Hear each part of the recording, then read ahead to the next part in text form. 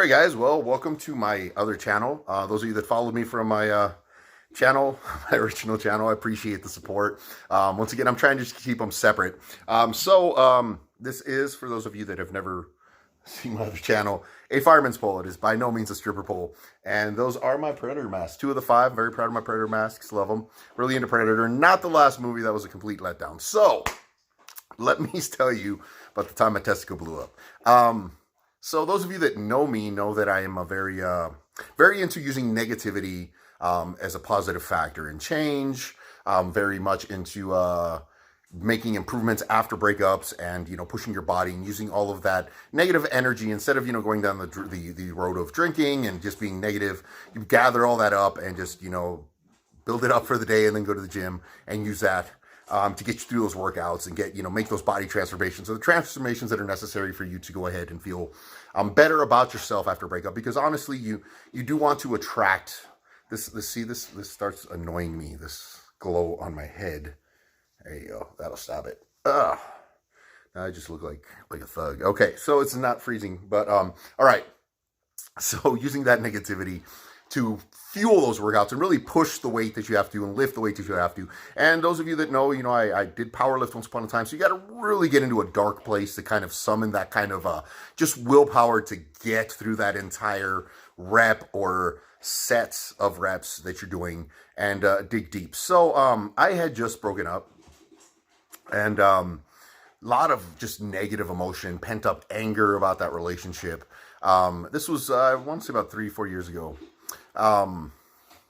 So yeah, a lot of negativity about that relationship, pent up anger, just disappointment, a lot of disappointment.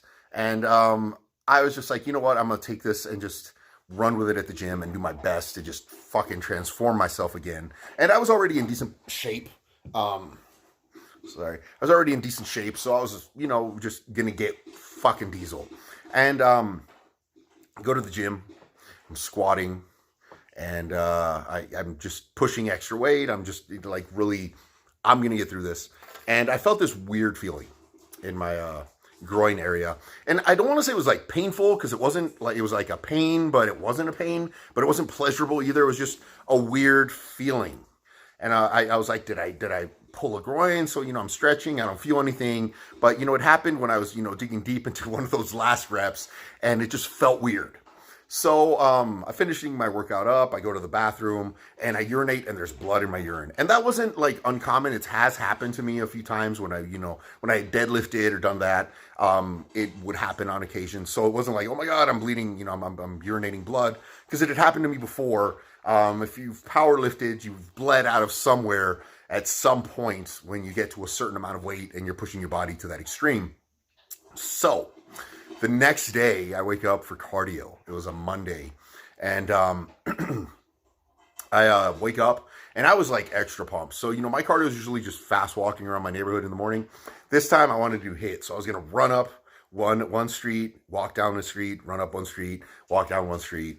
And, I get ready to do that. And I like walk down to the area where I'm going to start, staging the HIIT. And I start running, and boom, I feel some pain, like bad pain. That was legit pain in my groin area. And I'm like, I must have really torn something. So, mama didn't raise no punk bitch. So, my crazy ass still finishes his workout. I pushed through because I was mad. I was just had so much freaking anger over that breakup and relationship and just talking about just mental problems up to here. So, mama didn't raise no punk bitch. I finished my workout, come home, get ready for work. I go to work. So it's about lunchtime and like, there's just like, it's feeling like full down there. Not like I have to go to the bathroom. Like there's just a lot of space like being pushed out. So I go to the bathroom and I go and my testicle is like this big. Like one of them is just fucking huge.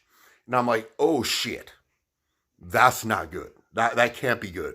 That can't be. And I was still urinating blood. So I'm like, that's not good. Something's up. So, as soon as work's over, I run to the urgent care and I get to the urgent care and I'm like, look, I think it's testicular torsion. I might have pulled something. I don't know. And the guy's like, dude, you got to go to the ER. That might be testicular torsion, which, when your testicle turns, he's like, dude, you need to go to the ER because if testicle turns, it could be really bad for you. So I get to the ER. They're fucking checking my junk. And they're looking at it. They're like, well, it's not testicular torsion. And they're kind of like broaching the subject. They're like, well, and I'm like, I've taught health, so I know one of the side effects of an STD is, they'll swell. So they're like broaching the subject. And I'm like, I don't think it's an STD. I'm pretty sure it's not an STD. But, let's get it checked out. And then I start telling them, look, I was squatting yesterday and I felt a weird feeling. It was weird. It was like a weird, it was like a pain, but not a pain. And it was like in there. And apparently what happens, the epididymis, or this thing down there, my urine backflowed into my reproductive system, and then caused just extreme destruction. And then my stupid ass, after that happened, kept working out. So like this is the problem with me is I don't know my limits. I will push myself to death. I'm like, did you die? Eventually one day it's like, but he did. So I'm telling them, look, this is what happened. This is what I felt. Do you think? And, they're like, oh my God, you know what? It could be, that or chondro something I guess. Forgive me, but the medical terms for the situation down there, I want to say it's epididymitis, but sounds, what's the epididymis? I don't know. My medical terminology is failing me. Both my training as a health teacher and paramedic did not prepare me for emergency situations with reproductive organs. Believe it or not, that's not something they really focus on unless you're giving birth. Which I'm well prepared to just deliver a baby. Apparently, that's not even, it's not even that complex a thing. People do it all the time. But if they've been doing it since caveman days, somehow we turned it into a hugely expensive medical procedure. But back on point. So they're checking and they're like, yeah, dude, there's some like exploded shit in there. It's like he didn't say, like, that's not the medical term he used, but he's all like he's like, your shit's all like fucked up and stuff. He went straight up idiocracy on me. No. So they're like, look, it's pretty bad. It's swollen. We're going to give you some stuff for the swelling. They're like, more than likely, because, it was hot down there. The temperature was high. They're like, you may have also introduced some kind of bacteria or had an infection down there. So here's what we're going to do. We're going to put you on some antibiotics and refer you to a specialist.